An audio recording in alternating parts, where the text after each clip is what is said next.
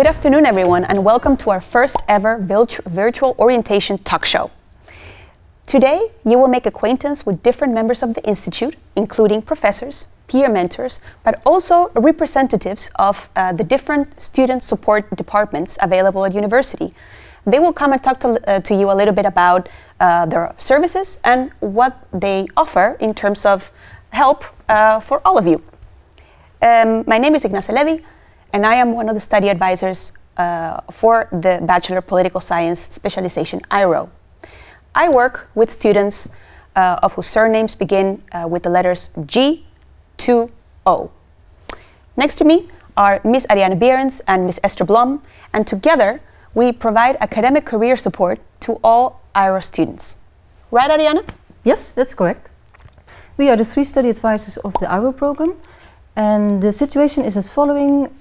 Each student has a specific study advisor. For instance, I am the study advisor for the students with the surnames A to F.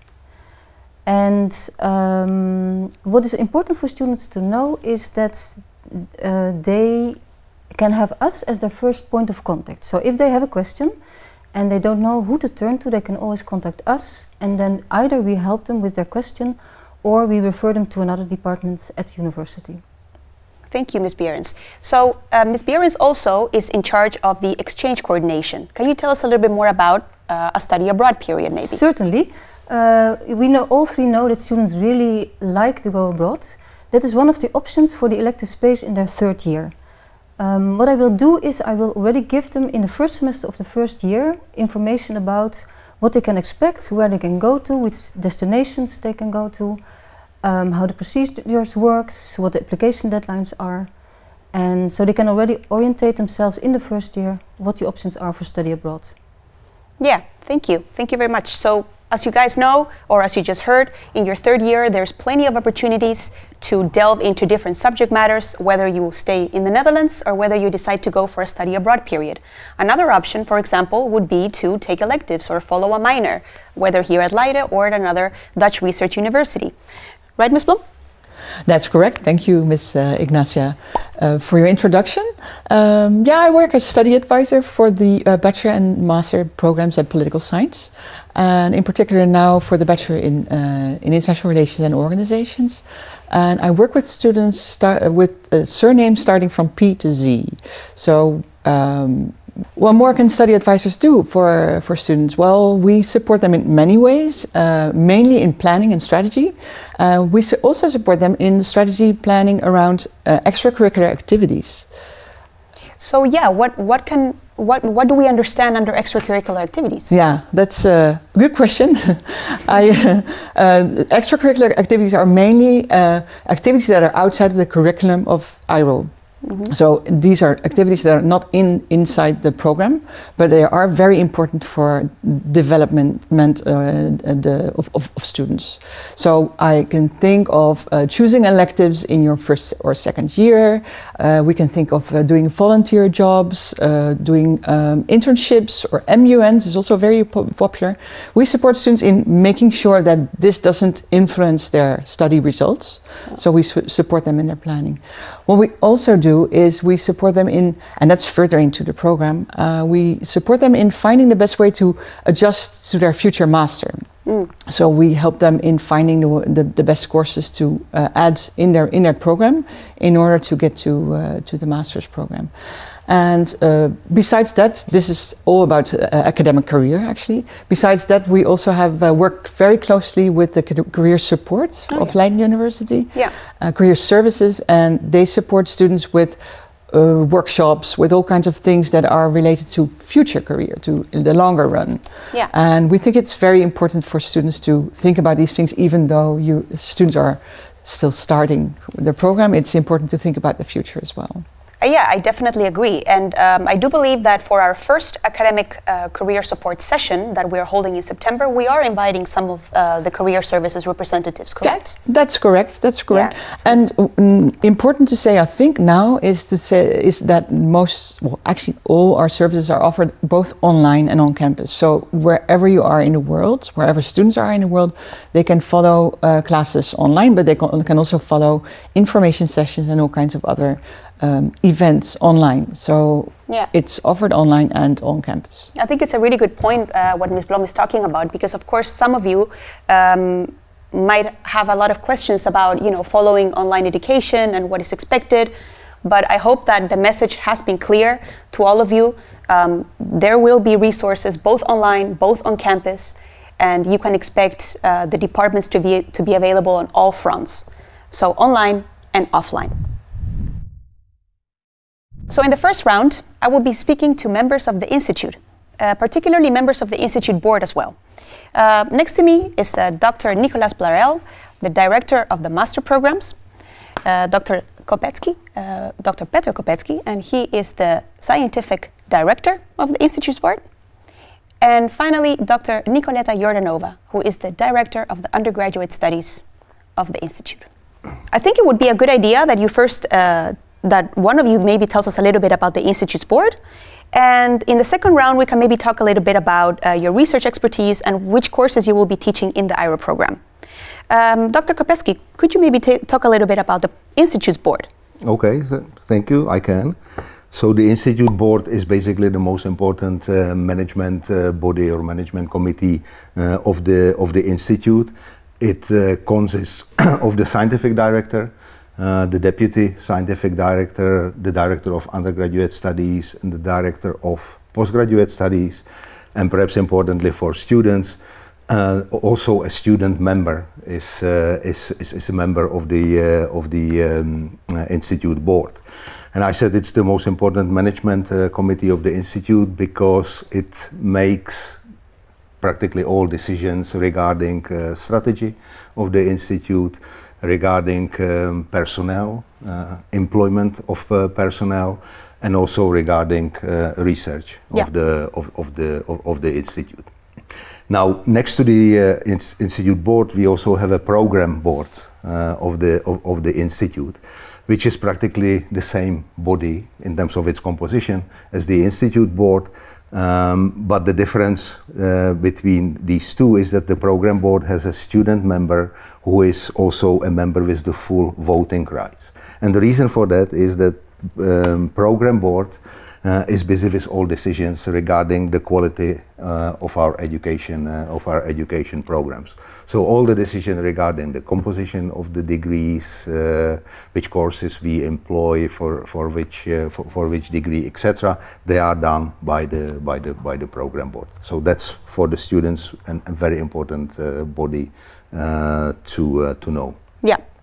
I think for the students, it's probably more important that they know more about the program board than they know about the Institute's board. Well, I think it's good to know about both, but it's also perhaps important to know that in practice the two boards meet together. Okay, yeah. So it's just only that, and the decisions are made about education programs. Yeah. Then the student member has full voting rights on those decisions, and that's for the students perhaps the most important difference. But in practice, we meet together, conduct these meetings, conduct the meetings between Institute's board and program board together. Yeah, no, I think it's very important for the students to know. So basically, the students can reach out to the program board when they have feedback about the study program or when they have questions about the study program. Do I understand that correctly? Well, that is correct, and they do so usually when by reaching to the student member, student member of the board, or one of the one of the teaching directors, either of undergraduate studies or postgraduate studies. But I think teaching directors will later explain that there is also a very important institution called Education Committee, which comprises of members of staff and student representatives. So many, in fact most, I would say most of the questions concerning quality of the degrees, quality of courses, students should actually address to those committees. Okay. But I'm sure my colleagues will say a few more things about that later. Yeah. Thank you, Dr. Kopetsky. So let's recap. Dr. Kopetsky talked a little bit about the Institute's board and its members. He mentioned a director of undergraduate studies, and she is sitting to his right. That is Dr. Nicoleta Jordanova. Yes. So in the Institute board, I serve as the director of undergraduate studies. And my responsibilities cover a wide area of tasks, but most importantly, my main goal is to assure the quality of your education and of the students' education and diplomas in the IRO program, but also the two other programs that we have in our Institute of Political Science.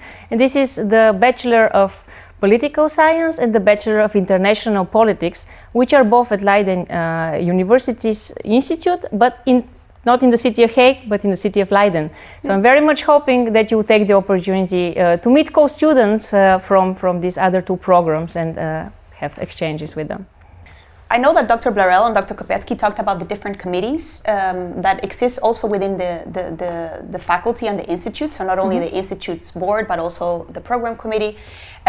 Could you also tell us a little bit about the education committee? Yes. In particular, how students can reach the education committee in case they have concerns about the program? That's a very important question. Of course, students should have access to answers on the quality of their education, but also a venue where they can express any preferences or suggestions for what we could improve on our programs, which we're always welcoming. And the Education Committee is exactly the right body to bring up such concerns or suggestions. It is composed half of student members, which I'm very much hoping all our IRO students would be actively involved in selecting in the coming months, or even run for office and be one of these student members. The other half is composed of lecturers from our institute, and this is the central body that you can address with any questions you have or concerns regarding the quality of your education. Yeah, thank you. And to the left of Dr. Kopetsky is Dr. Nicolas Blarel, and his job or his task in the Institute's board is Director of Studies for the Master Programs. Can you tell us a little bit about this task? It's pretty much what my two other colleagues were mentioning, except that it's at the postgraduate level. So everything that comes after a bachelor degree. So I'm mostly running the Master Studies program. So it's a one-year master's in different specializations. We have 6 of them. There's the one that could be of interest to students graduating, I guess, from the IRO program. In the future could be International Organization, which is actually set in The Hague. And there's another one that you can study, the International Politics one in Leiden. So these are one-year master programs. And those, so I'm managing the curriculum, ensuring the management of that program, the examination, and also the quality of the education. And similarly, there are program committees that involve composition of both teachers and student members that also provide input about what's going well or what could be improved in the curriculum and the quality of the education at the master level. So that's pretty much what I'm doing. A lot of coordination with my colleagues about running both the bachelor and the master program. Yeah. Thank you, Dr. Blarel. I think it would also be nice for the students to know what your role is within the IRO program as well, and what your research expertise is, and more importantly, which courses you will be teaching next academic year. Well, I guess I could start. Since I'll probably be, usually you're the first phase, I'm the first phase that you'll see in the program, because I teach the Introduction to International Relations, which is one of the 2 first classes you'll be taking in the courses with the International Organizations class. But I also teach more generally international relations across both the bachelor and the master program. Okay, thank you, Dr. Blarel. I'd like to now ask Dr. Kopetsky to tell us a little bit about his research fields within the political science, and also to tell us what he will be teaching next academic year in the IRO program. Okay, so I'm professor of comparative politics, and that's a great joy that actually a professor of comparative politics can teach introduction to comparative politics, which is what I do with a great pleasure at IRO program.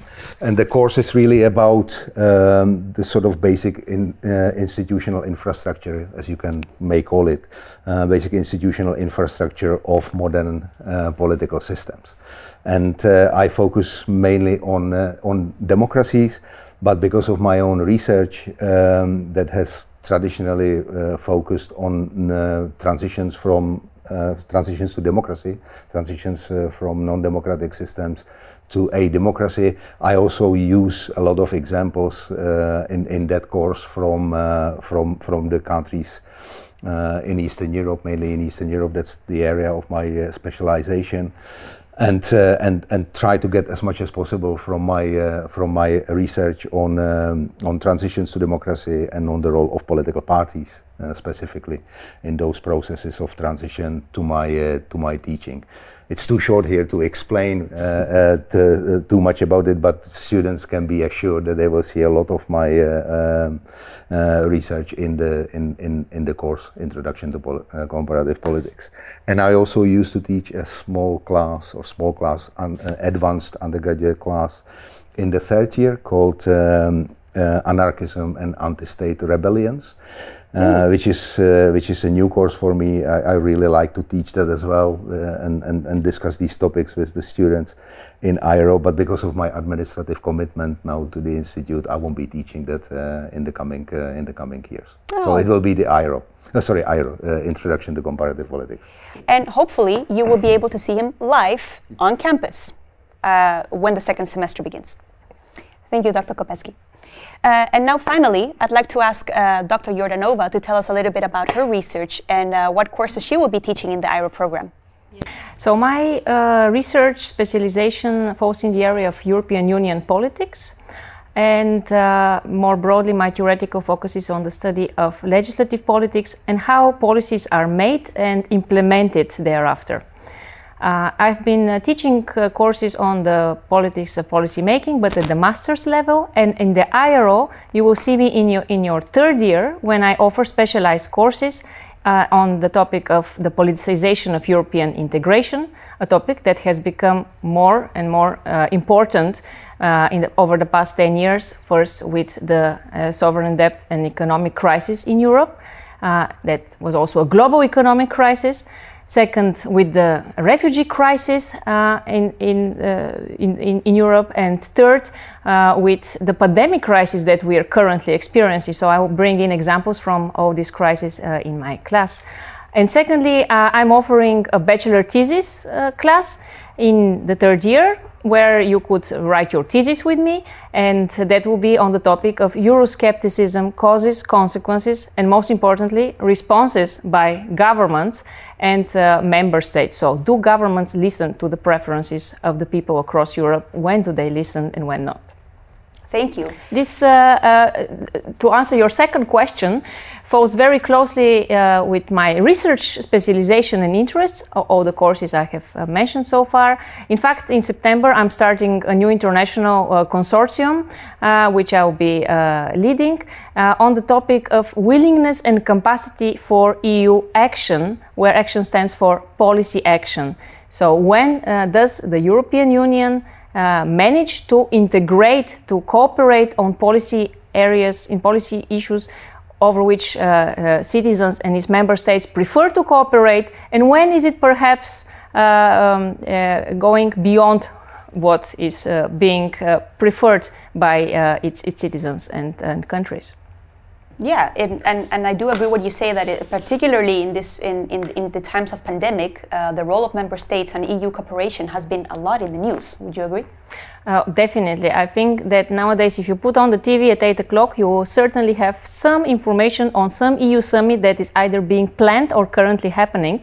And that's very different from 15 years ago when I started studying European integration, which was a rather technical, dull topic of some bureaucrats in faraway Brussels taking decisions far away from the citizens. Now the citizens are aware of what the European Union is doing or not doing and have strong preferences over what it should do or not do in the future. And we do see that in the daily news, something that was not the case just a decade ago. Yeah, I would definitely agree so as well. Well, I think we've come to the end of the round, and I'd like to first thank Dr. Burrell and Dr. Kopecky and Dr. Jordanova for joining us on the table today. I really hope that they were able to provide you a little bit information about what you can expect in terms of courses, in terms of the different committees that they've explained to you. And I'd like to actually close this round by asking the first few questions of our IRO Talk Show quiz, because we have a quiz, And should you answer all answers correctly, you make chance at winning a very nice hoodie with a university logo on it. So, if you have your web form opened, the first 3 questions are coming in now. In this quiz, we will be asking several questions per round about topics that we discussed during our conversations, but also topics that we didn't discuss during our conversations. And it's up to you to do the necessary research to find the correct answers. So without further ado, let's go to question number 1 of round 1. And that is, what is the name of Dr. Kopetsky's latest published work, and who did he co-write it with? Question 2. What courses will Dr. Jordanova be teaching next academic year for the IRO program? And question 3 might still be familiar from the online test. What is the democratic peace theory? Hey everyone, my name is Leiden Clemencia and I'm a recent graduate. I know that it must be hard to start your studies in the middle of a pandemic. However, if I can give you my own personal tip, that will be for you to be as efficient as you can with your time. Know for yourself when it's perfect time for you to study, whether you're a day, evening, or night type of person. In that way, you can figure out when you can have something else planned on that day to look forward to. By being efficient with your time and also having something else, you can balance your social and academic life. With that being said, I wish you guys all the best for your bachelor's and really hope that despite the circumstances, you guys have a great year. Welcome back, everyone. In this round, we will be talking to colleagues that are working at the different student support departments. You can think about the SEC, the Student Affairs Front Office, and a colleague from the Fenestra, or in other words, a student counselor. In this round, they will tell you a little bit about their role within the university and what services they provide for you guys. So let's start. Next to me, my colleague Monique Tromp works for the SEC, which stands for the Student Service Center. Hi, Monique. Hi, Iggy. Could you tell us a little bit about what the SEC does for students? Yes, well, the Student Services Center is the department for once students are admitted to our program and starts within a program. They can come to us if they have problems with the registration for courses and exams. We hope, of course, that students do not encounter these problems, but we are here for them. We can help them with questions regarding the course registration, courses that they have to follow.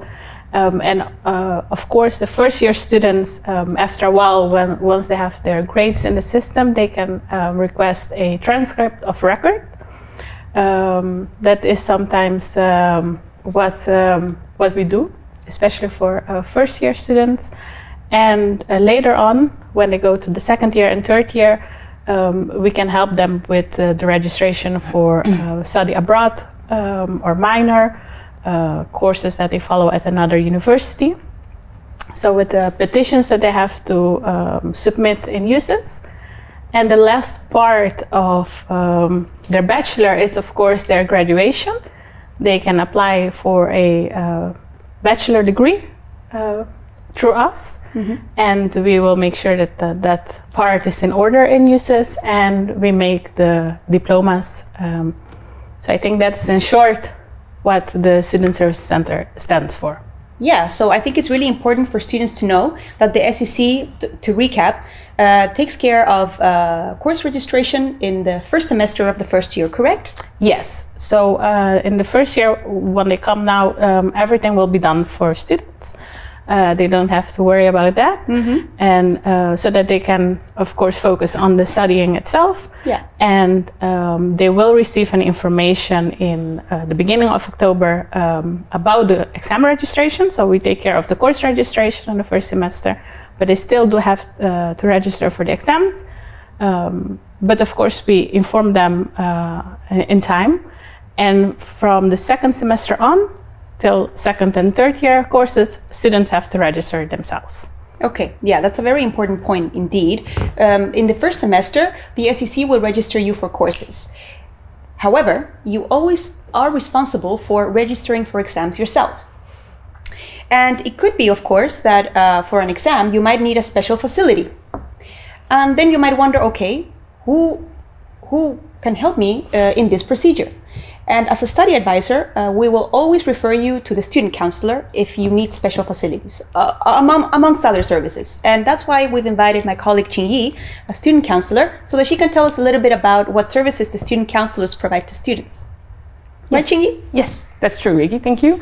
I'm one of the 7 student counselors we have at Leiden University.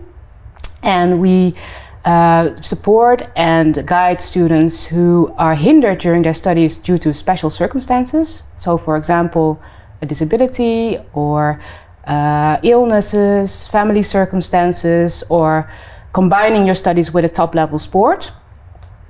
We have a confidential conversation with the students, and then we can see how we can help them, for example, by applying for accommodations or facilities during their exams.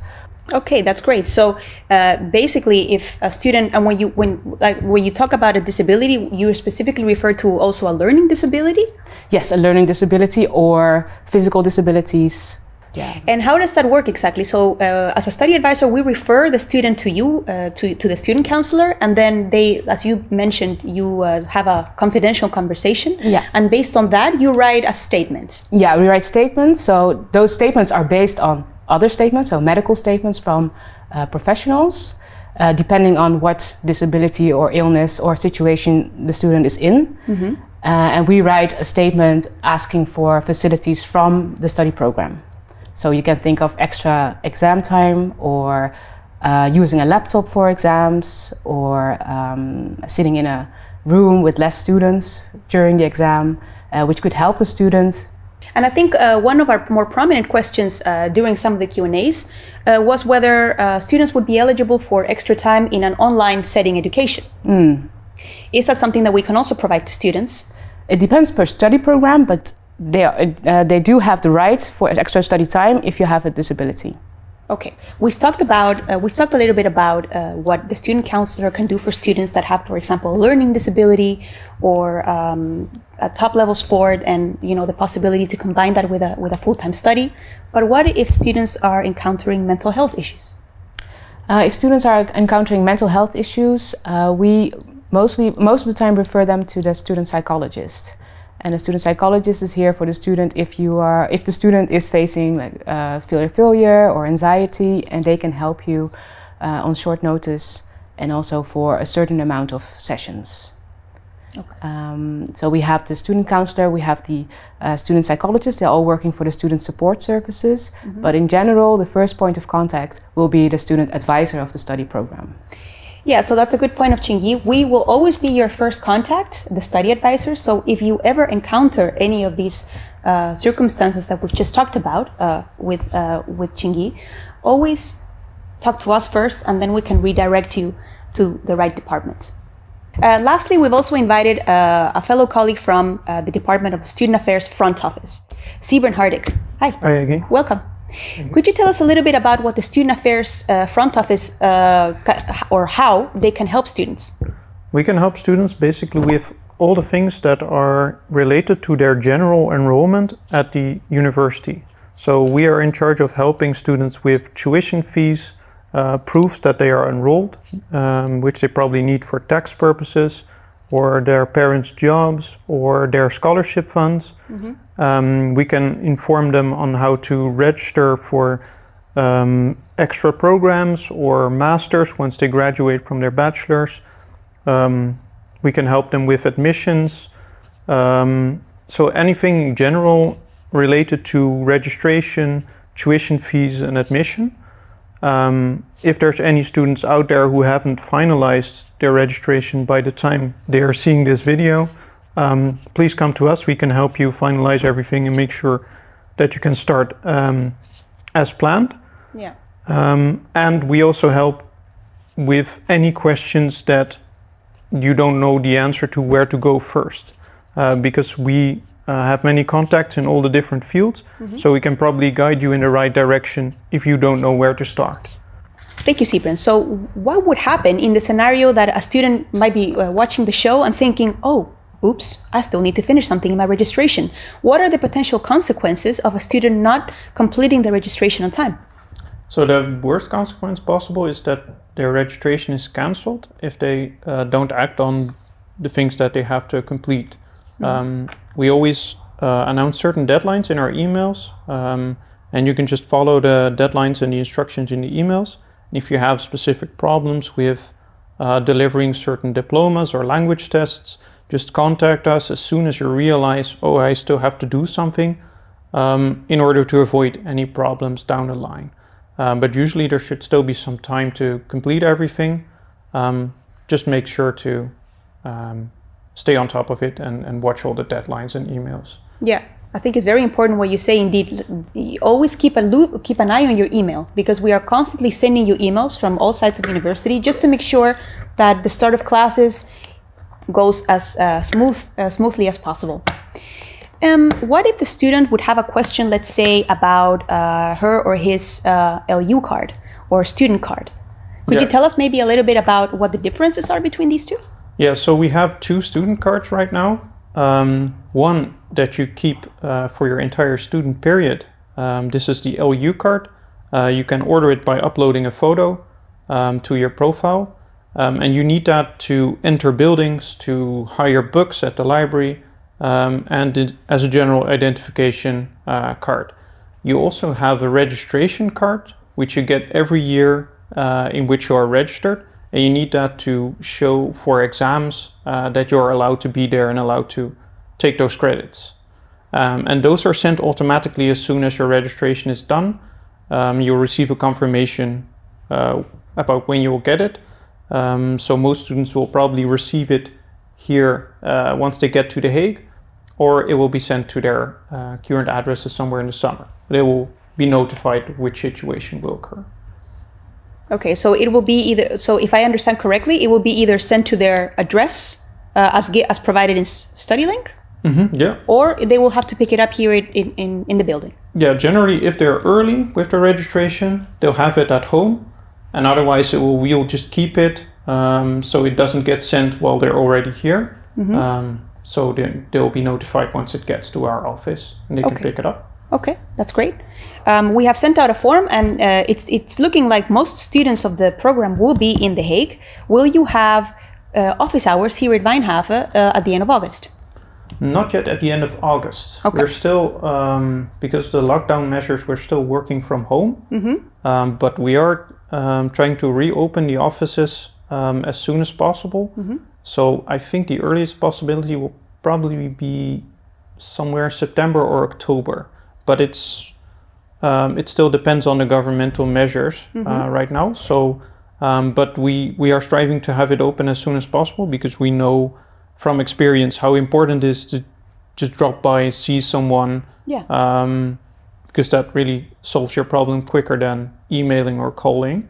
And if we would open in Leiden, we would also open in Wijnhaven at the same time.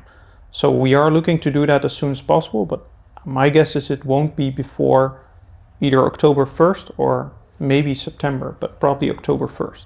Okay, that's good to know.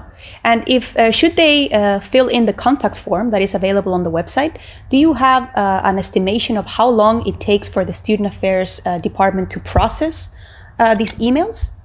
Is there like a minimum, for example, 5 days, week, so that students have an idea of how long they have to wait for an answer? Usually it takes about 3 working days to answer an email. But in the summer it can take a little bit longer because it's extremely busy with all the new admissions. But usually once they get here, the busy period should be over and we should be able to answer it in about 3 working days. And usually we always filter urgent things when we see the emails arrive. So if a student has an urgent thing with a letter that they need today to get a scholarship or something, or they have something that has to be dealt with on a deadline, we will make sure to watch that so that we don't miss out on anything. Okay, that's good to know. Very good, thank you. One last question. It could be that students encounter problems with their account. And by that I mean Umail or the account that allows them to access all these learning management systems. Is that something that the Student Affairs front office also provides help with, or should we redirect the students to the help desk? That's for the help desk. Only if the problem is caused by some problem with your registration, you should contact us. But if your registration says it's finalized, then you should contact the ISSC help desk, and they can help you with any sort of problem with Brightspace or with USys, or with logging in general, or with Umail. So they can reach out, yeah, exactly. You can reach them by phone or by email, but we will be providing more information in our during all the sessions that we will be organizing for students. I'd like to thank you all for joining us today, and I hope that the students now have a better idea of the services that each department offers. But before we close this round, it is time for the IRO quiz questions. Okay, so it is now time for the IRO Talkshow quiz questions of round 2. Without further ado, here they go. Let's say that you're worried that you have missed the deadline for exam registration. Who should you contact? A, your study advisor. B, the SEC. C, Student Affairs front office. Or D, your workgroup instructor. Question 5. Let's say that you have a question about your tuition fees or enrollment at university. Which department can help you with this question? A, your study advisor. B, the SEC. C, Student Affairs front office.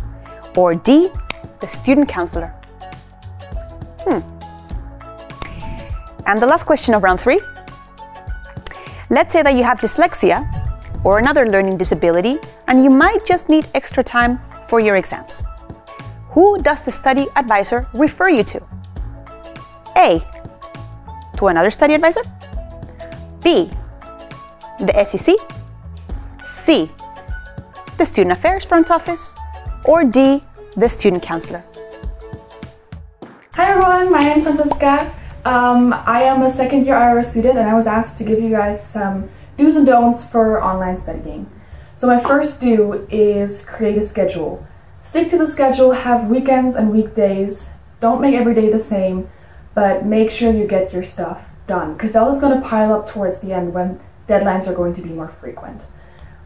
Secondly, do create a support system. So no matter if that's friends from home who are in a similar situation but maybe a different university, if it's parents, roommates, other students from the same study, it can be study advisors. Like, use the resources that are given to you. There's technical support, there's mental health support, there's study advisors, you can reach out to your tutors and teachers, your community officers. There's a lot of resources, so just make sure you create a support system in which you have the best possible chances of being successful at your first year of university.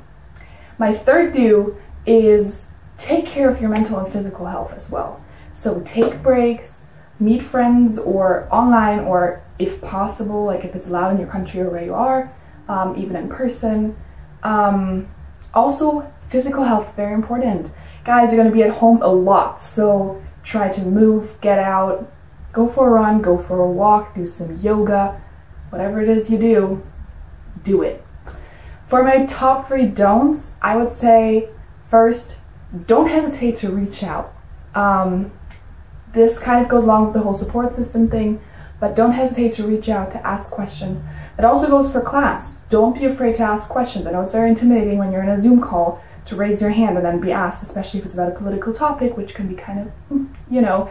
But don't forget that you're there to learn. You're not there to already know everything. So don't be afraid to ask questions and to reach out. My second don't is don't keep distractions near. I know this is an obvious one, but if you're studying or, you know, looking at an online lecture, put your phone away. Try not to be on it. It's so easy, I know, or like to browse on a different browser and kind of have someone talk in the back of your ear, but just really try to focus. You know, it's going to make your day a lot shorter if you're able to focus on the things you're doing, because then you're going to be able to get it done and learn it so much quicker. My last don't is don't panic. Don't stress out. You'll be fine. Don't forget, like, it's not the end of the world. Like, you will be fine, trust me. I know it's very scary and, I don't know, a weird situation. Like, the first year at university is already scary in itself. let alone in a global pandemic. So just try not to stress out, and I promise you'll be fine. Okay, that's it for me. So good luck with your studies, and I'll see you around. Bye-bye.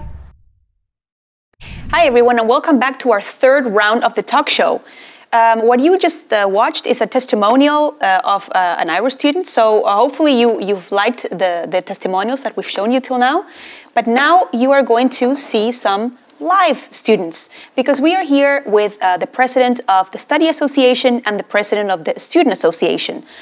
Specifically, SPIL, the Study Association, and Cyrus, the Student Association. Mariam, hello. Hello. And welcome. Thank you. To the first IRO talk show. Yeah. Are you happy to be here? So excited. Yeah, I can imagine. So you're here to tell us a little bit about your role as president in the Study Association SPIL. Yes. Could you maybe tell us a little bit about what your role is as president, and also tell us a little bit about SPIL? Yeah, oh, I can do that for sure. So the new board, the 40th board of SPIL, so we are in our lustrum year, which is very exciting as well. 40 years? Yeah, 40, we're old. So the 40th board has not been installed yet, so we're like the FT board, and we will be taking over from the 39 board on the 12th of September. But right now, I think we're already really busy with our new board, trying to make it really like a welcome for the new students, really trying our best. Like, there's Corona, so we really need to see where and how we can do that. Yeah. But I think, so I haven't been president, like I am going to be the president of SPIL, but I haven't practiced it yet.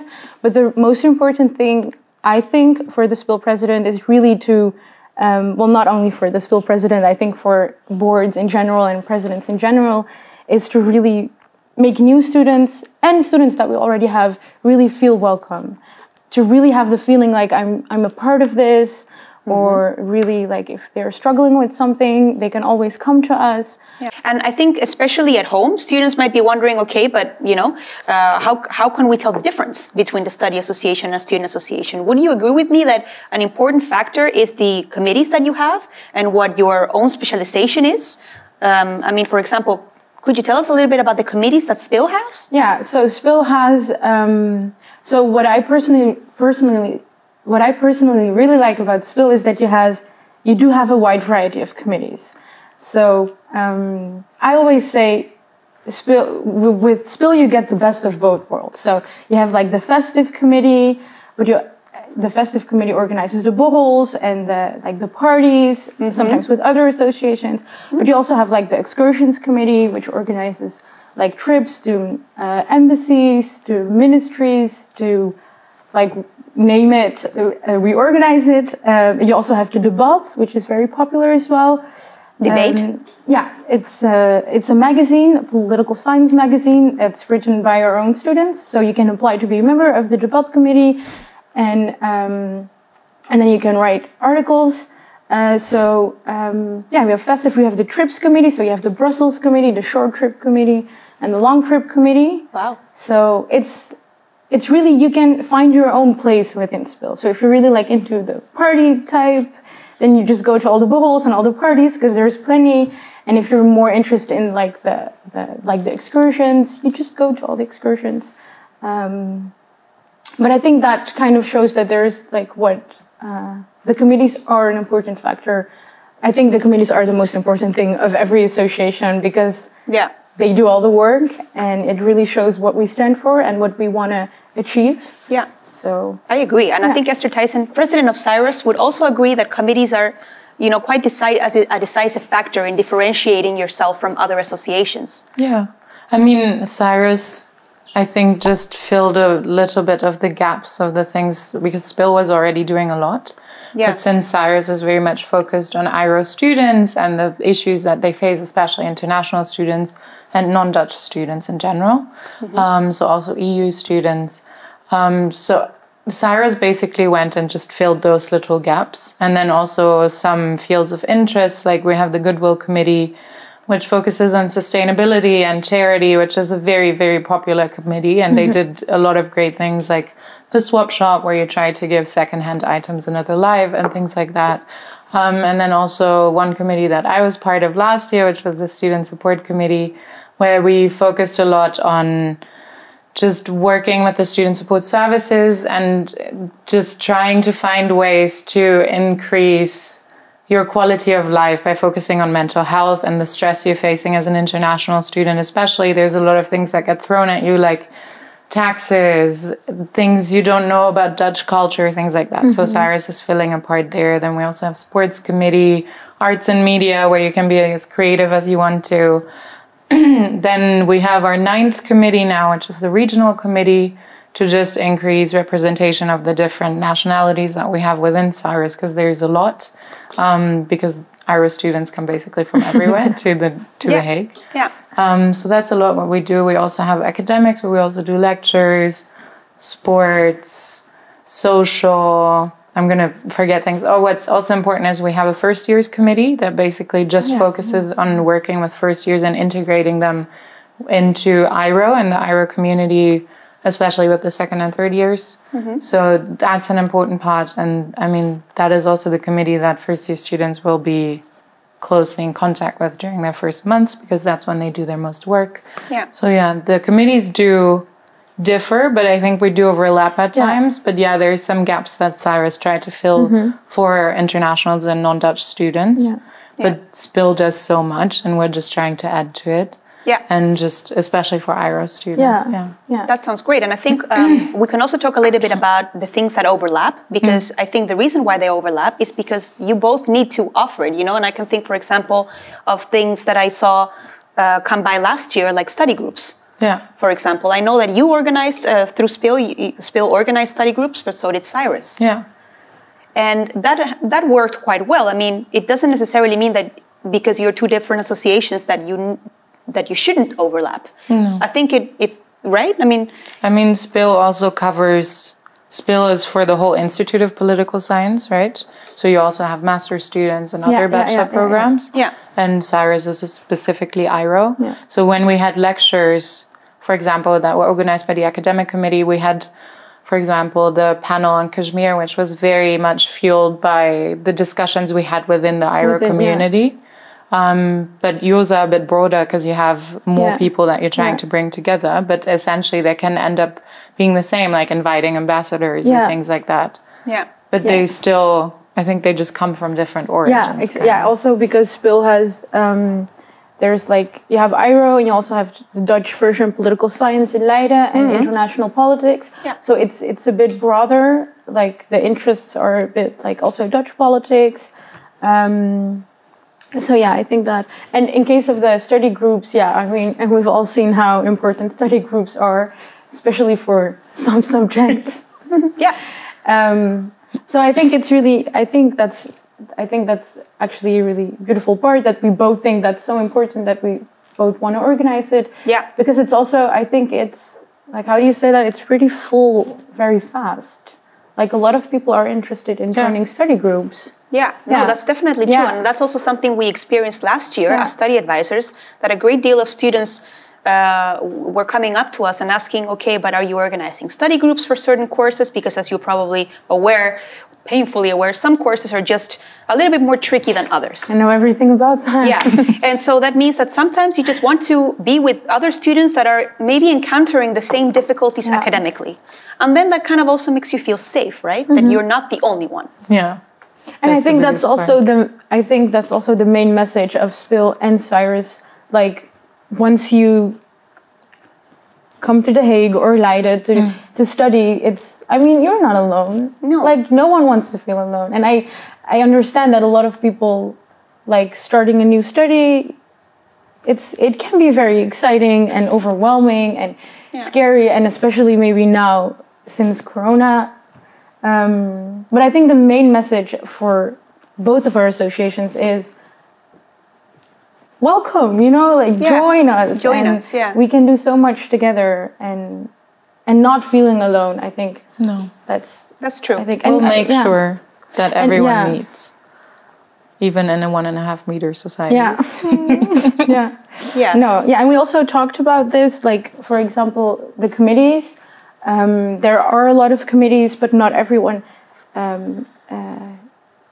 not everyone does a committee, but that doesn't mean that you're not a part of the association. For example, there's a lot of people within SPIL that are not in a committee, but do come to the balls or the parties or the lectures or the trips. And I think same for Cyrus. Like, of course, it's fun. Like, join our committees. You can do so much within the committees, but it's also like. I mean, without members, there is no event. No, because exactly. if we organize events and no one shows up, then that has no purpose in itself. It's fun to be on the board and organizing stuff, but without the members, like, you're actually nothing. Yeah. So I think that's the most important thing.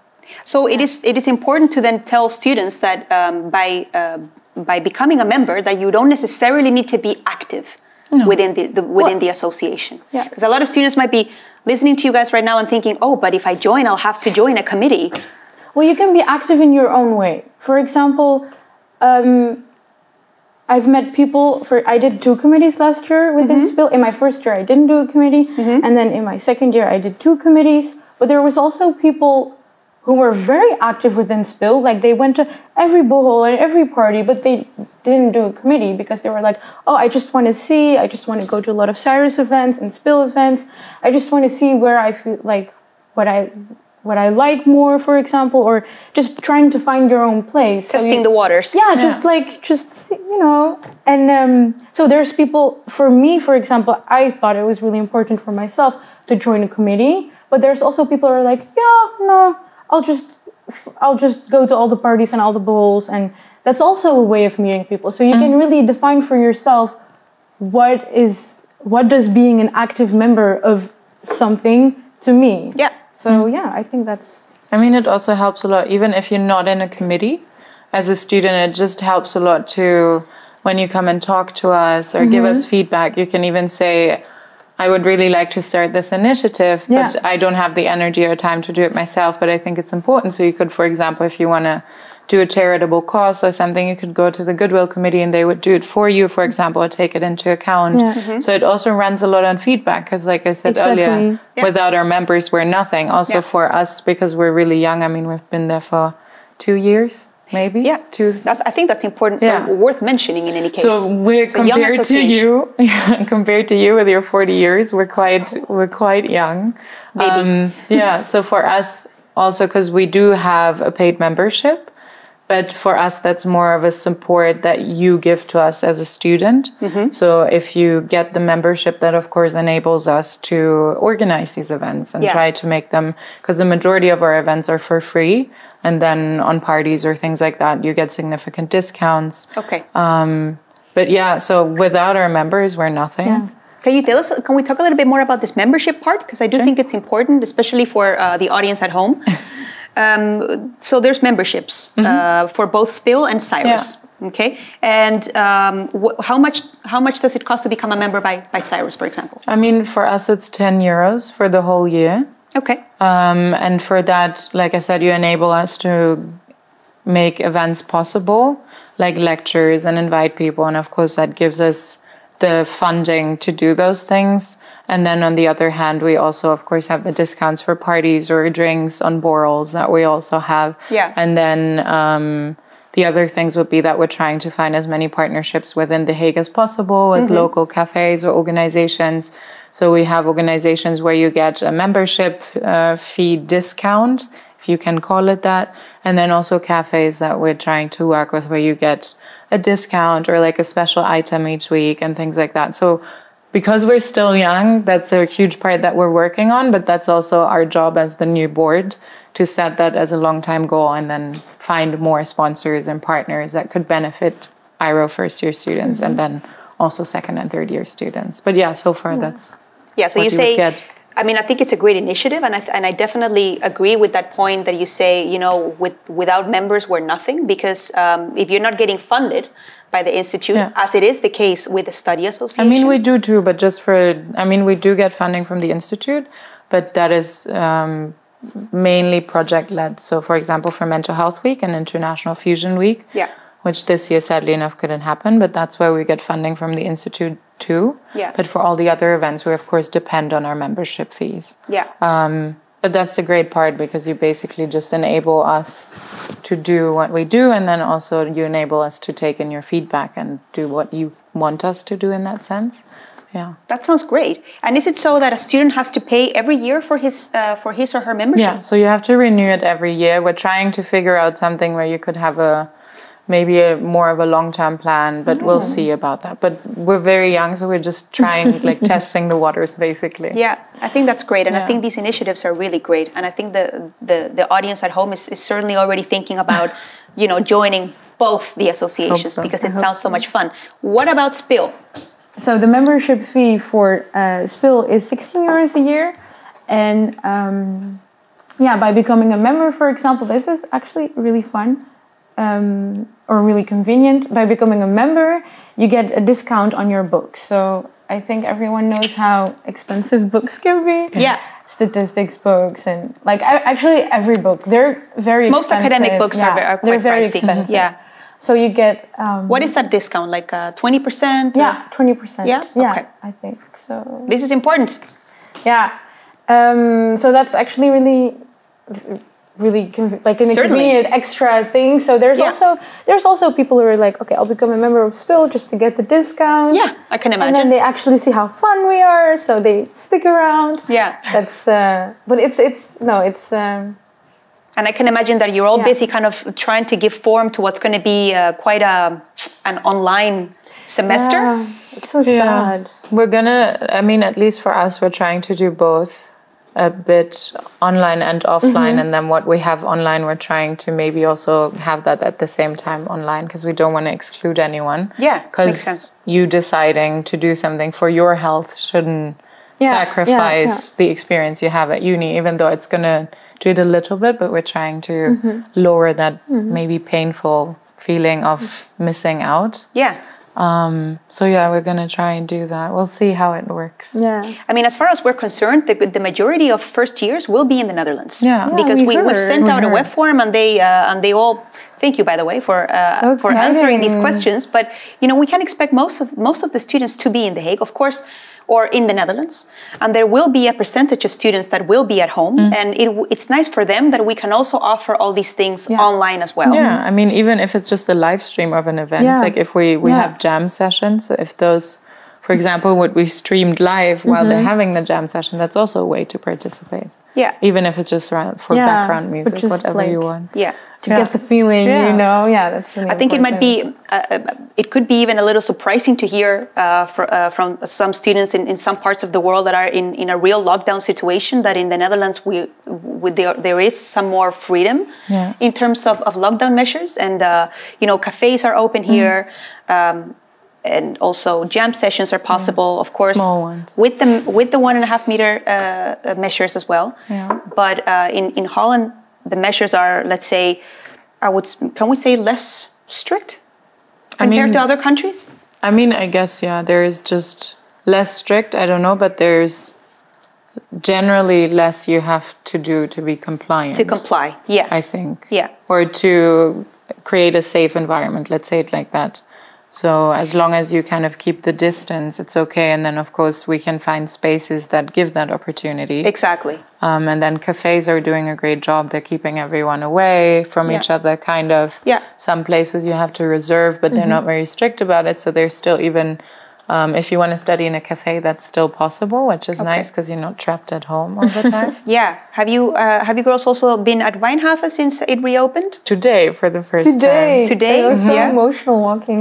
I can imagine. Because normally it's so lively and loud, and there's so many people. Yeah. Was just people having a chat. Yeah.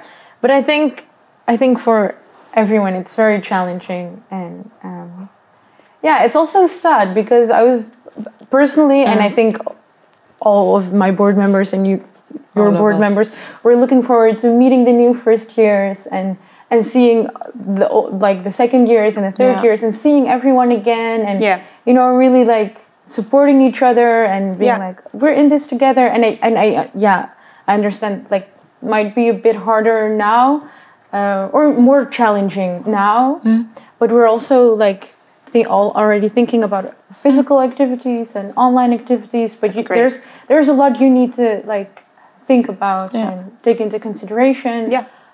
But yeah, the most important thing is like we really, like the reason I applied to be on the board of SPIL was really for like to do it with the members and to like stay in touch with them. So I really hope that the new first years really get that feeling. Yeah. That they can always like, you know, just text us, send us a DM on Instagram. I don't know, just you're always you're always there for them if they have any concerns that they want to voice out, or like even if they're just looking at the live stream, for example, or if they come to the activities. But there's like often we tend to frame this whole situation as kind of missing out or a challenge or something. But I honestly, and I told this to my board, or maybe during the campaigning, I see it almost more like an opportunity because it gives us the ability to try out different tools. And if that's digital tools, that's nice as well. I mean, that's a good one. There's a lot of things you can do. For example, the Caring Universities project that Leiden University cooperates with, who we had as a guest last year, Mental Health Week. They are doing a whole online platform where you can, that's supposed to help you with feelings of stress or loneliness or homesickness, which happens to a lot of international students because some are hours by flight away from their families. So there's a lot of different tools we can play with. And I think I would like to see more the opportunity and the creative part about it than challenging and limiting, because it doesn't have to be, especially if students actually come. There's so much we can try and do, and it's just going to be trial and error, basically. Yeah. That's great. I think that we should all keep that positive outlook. Yes, I try. And you know, speaking of positive outlook, this is of course for the students at home that are watching.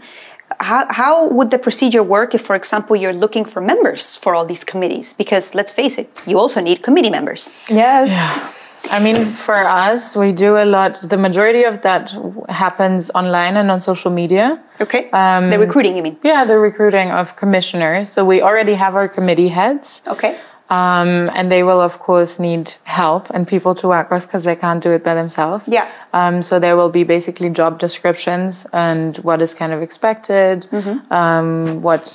what you have to put in, or some skills. Because, for example, for public relations, you need someone that is good at photography and things like that, because they'll be photographing the events and everything. So that's kind of important. Also graphic design. So IRO students, at least how I experience, they have so many different skills. Yeah.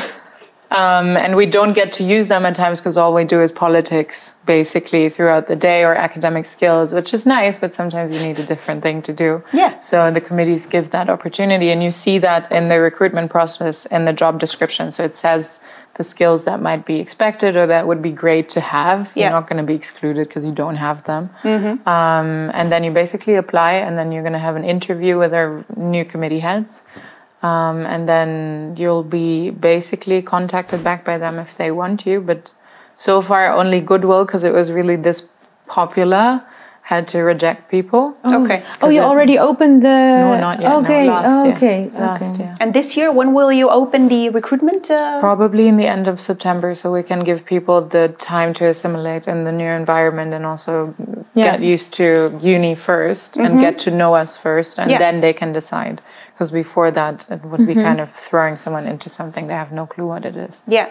And let's imagine that there's somebody that is following online education, I don't know, in India or something, and they would want to be a part of the committee. That's fine. Would that work? Yeah, that they would do it from a distance, for example? Yeah, I mean, we also might have some board members right now that might not be able to come back. Okay. And we do everything online just to facilitate everyone. So we have the meetings online via video chat, and even if we would have them in person, we also had one board meeting where a group of us were on one screen and then some other people were on their own screens on their computer. So we'll make it work.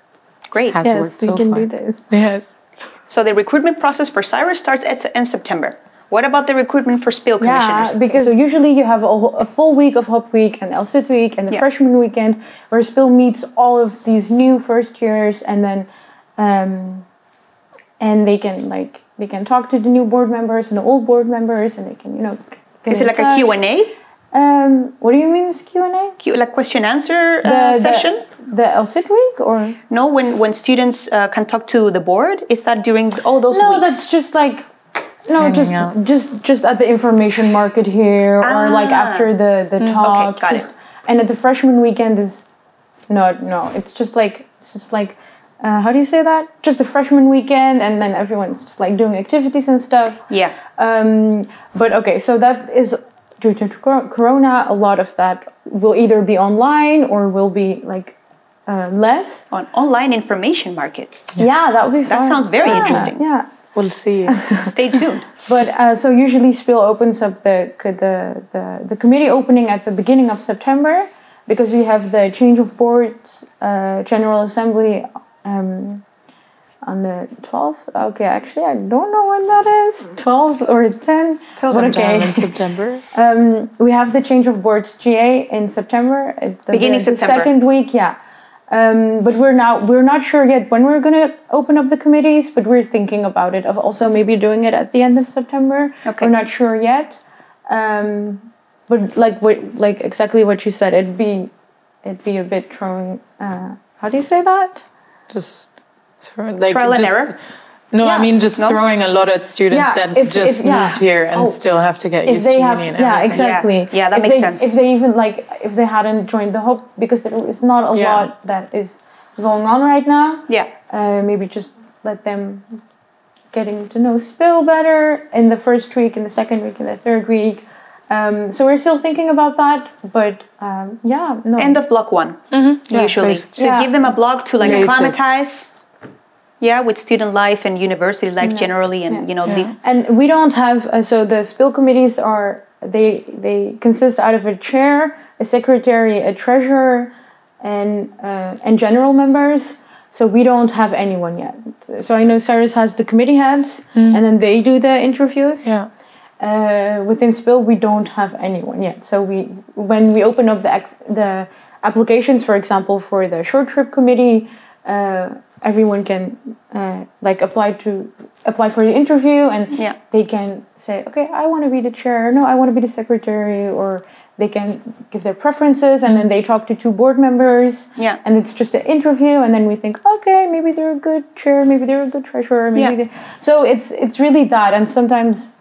It's a normal recruitment process. It's a recruitment process. With sending a CV, and if you meet the certain criteria, then you get invited for an interview. It's essentially a job interview. Actually, it is. Yeah, it's really good practice. Actually, yeah, it's perfect. I mean, it is a job. There is a lot that's there is stuff coming at you that you will be responsible for. Yeah. If you're an active member, if you're just a member, of course it's different. But if you're an active member, it's like a job. Yeah. No, for sure. Yeah. Takes commitment. Oh, committee is so fun. Yeah. Well, that's great. Well, thank you guys for being here, and good luck next academic year. Thank you. And now it's time for the next few questions of the IRO Talk Show quiz. So stick around, because these will be one of the last few questions, and make sure to write all your answers in the web form so that you can make a chance at winning that lovely hoodie. We'll be right back. Okay, so now it's time for round 3 questions for the IRO Talk Show quiz. Here they go. What does the acronym CYRUS stand for, and how long ago was CYRUS established? And the other question. SPIL is the student association for the IRO study program. True or false? Welcome back, everyone. In this round, we will be talking to one of our peer mentors. In the next semester, you will all be following classes online, and the Institute, as well as the faculty and university, thought it would be important to allocate a peer mentor as well as an academic mentor to each work group. In your work group, you will have one peer mentor that will be your contact person for practical as well as social aspects of university life. Next to me is Ella Picavet, and she will also be a community officer for one of your work groups. You might just end up in her work group. Right, Ella? Might. Hopefully. Hopefully. Can you tell us a little bit about the role of the peer mentor next semester? Well, the peer mentors, as you said, are practically there to assist you and guide you the first year, practically the first semester, because that's going to be the biggest transition for you. And they're going to be there for you in 2 aspects, as you said, social.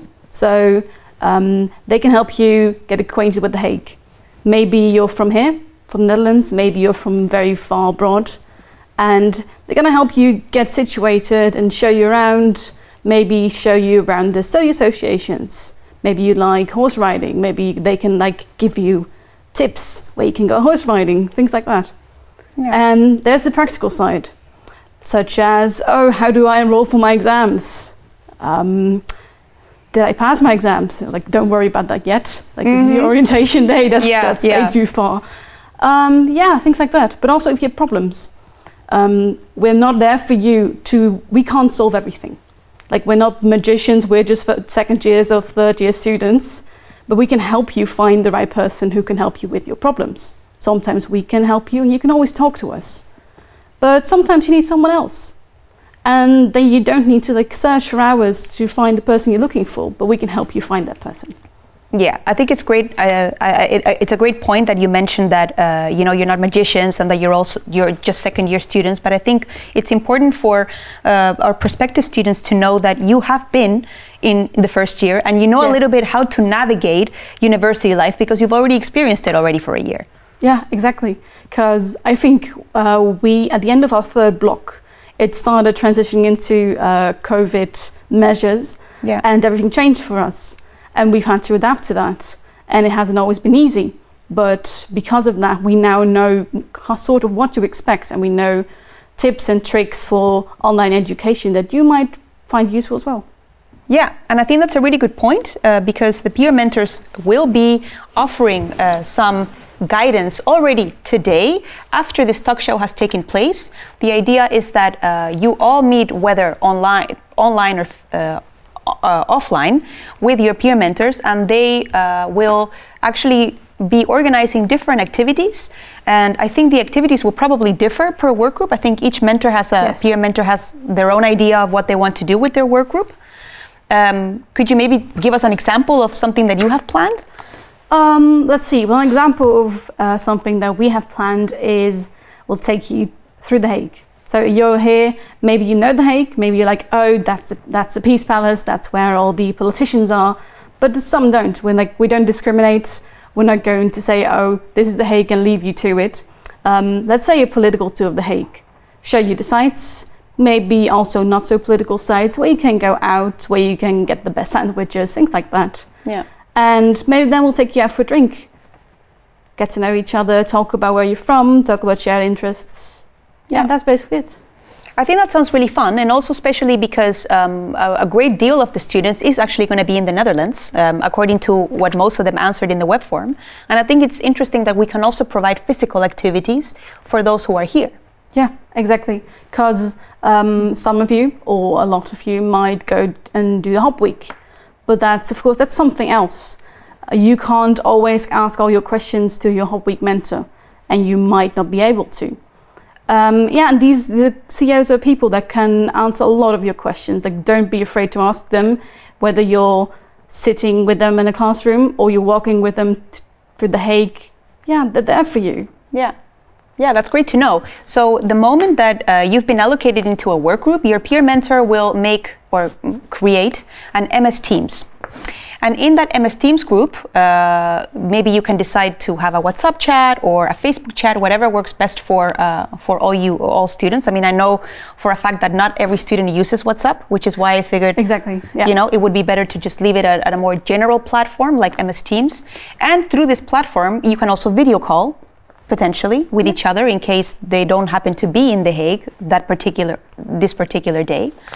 But more importantly, this is also a platform where you can share information regarding uses, regarding Brightspace, which are the learning management systems that you will have to get acquainted with in order to smooth the start of your university career, right? Yeah, exactly. Because many of us don't be discouraged when you get into your first week and you're like, oh God, I don't know how anything works. It was exactly the same for us. Because there are a lot of steps to enrolling and getting to your courses, but it's all very clear and we can all help you with that. Yeah, that's great. So what does help is that as we talked to a member of the Student Service Center earlier, and she said that for first years in the first semester, the SEC will enroll you for courses. However, it still remains important that you yourself register for exams. Correct? Remember last year? Yeah, exactly. You'll get a lot of questions. You'll probably end up in a group chat with your fellow students and they will remind you. You will get emails that remind you. Like, don't worry about that. But of course, it's important to register for exams, because if you don't, well, you can take the exam, but it won't matter. Yeah, so we do have deadlines for exam registration, and I think the earlier that the earlier the peer mentors explain you how to register for an exam, the faster you can go ahead and register for an exam, which I think is very important to do it within the given deadlines. Yeah, exactly. But what you will get is probably some kind of guide, some kind of form. We'll make a PowerPoint presentation with all the screenshots of uses and how you have to enroll, so you can always go back to that. Yeah. And the beauty about having this MS Teams for the whole work group is that you can chat with your fellow students, you can chat with Ella as well, or another peer mentor that you've been allocated to. But you can also share documents. You can ask Ella questions about how, for example, her experience was last year with academic skills. I mean, I'm sure that you have a lot to say about that. Yeah, you can definitely ask me anything. You can ask me how I prepared for my exam. I definitely used my peer mentors last year a lot, and they were very helpful. If you're scared or you're like, I don't know how to handle these exams because I've never had multiple choice questions or something like that, you can always ask them, because we had the same problems in the first year. Some of us had experience with multiple choice and some of us didn't. Yeah, and I think if you could give a tip to the students watching at home in terms of what they can expect in online education, is there maybe a tip that you want to share with them? Well, let's say you might expect that it will be very chaotic. In the beginning, it was. But they've come a long way. And something I want to tell the students is maybe not necessarily a tip, but sometimes you might feel like your instructor, your professor doesn't know what you're going through, or may not feel like you're going through this very hard situation. Maybe you're at home on your phone or your computer, but they are. They have come a long way since March, and they're so much more ready for you, and they can help you. Just ask them. Yeah, so you are positive that there's been quite a switch from how it used to be in February to how it will be in September in terms of, providing good lectures and internet connections and that sort of thing. Exactly, yes, because in the first few weeks, it was expected that it might be a little bit chaotic, but it was chaotic for everyone. Yeah. But now, of course not now, but they've come a long way. And for a lot of them, it's the first time they're doing this. So have a little patience with them. They'll have patience with you. And again, like the same rule applies for everything. If you don't know anything, or if you're like stressing out because you can't work anything out, you can always ask someone. Yeah, that's very true. And I think that's a really good point. The whole idea of you having a peer mentor for your work group is that you can always turn to a fellow student if you have practical questions, but also if you want to voice a concern, or if you are not sure to whom you need to reach out. I think the peer mentor has a very good idea of who he or she can direct you to, depending on your circumstances. And I think it's very important to have such a student that can help you, and in any case, ease your way around uni, and particularly your experience in the study program. So one last question: what would you say has been your favorite course at IRO in the first year? That's hard, because I loved a lot of them. I think if one had to win, it would be global history. Okay. It's amazing. The instructor is amazing. He's funny. He's good at instructing. I hope you get the same one. Yeah. We're not sure whether Dr. Virgerio will be back yet, and otherwise Dr. Hussein will be teaching that class. But I've heard a lot of good things about Dr. Virgerio also, so I think either way you'll be good. Yeah, I always like asking this question, and I know it's off topic, but I'm always very curious of the answer. And I think our students at home are also very keen on just finding out, okay, the students at IRO, what do they like? And, what courses do they enjoy? Which course did you enjoy the least? Well, I don't like pointing fingers, but I think for me, the one that I at least interest in it wasn't about the lecturer or the topic, it was economics. Okay. Because I've done a lot of that in high school, and it was a lot of introductory courses. It was just not for me. It wasn't because of the instructor, it wasn't because of the course material, just not my interest. Yeah, and I think it's a really good point that you mentioned that, because there will be courses in a study program that you will like more than others. Yeah. Right? So I think it's quite an organic process that you sometimes just have to deal with courses that might appeal less to you and your interests. Yeah, exactly. Because maybe you feel like when you go from high school to uni, you feel like, oh, I chose this course, so everything I'll do, I'll like. Maybe if that's the case, that's nice. But yeah, it's like having math in high school. Like, you might not like it, and you might not like economics, or you might not like history. Yeah, but you'll get over it. Like, you'll do the exam and you'll check it off your list, and it'll be fine.